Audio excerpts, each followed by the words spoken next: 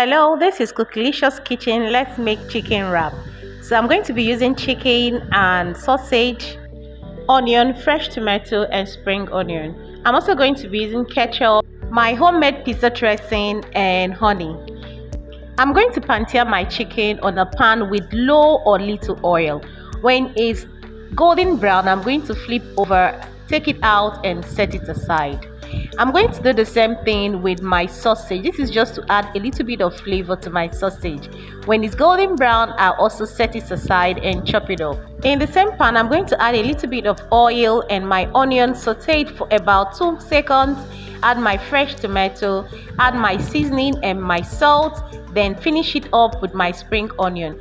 This should take roughly 5 minutes and take it off the heat.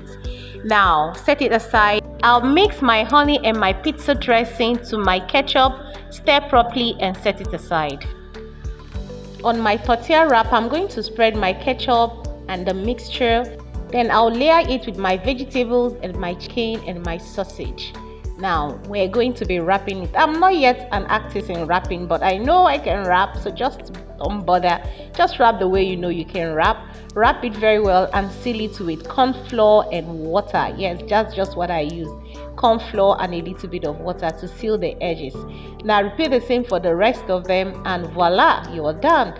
Heat it up in a pan. Yes, this pan this time around, don't add any oil, no oil. Now flip it over when the back is golden brown.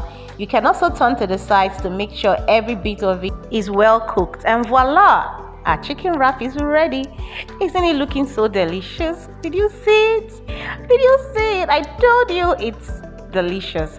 See me munching it. Hope you enjoyed it. Please do well to subscribe if you've not subscribed, please, and see you in my next video. Do have a lovely day. Bye.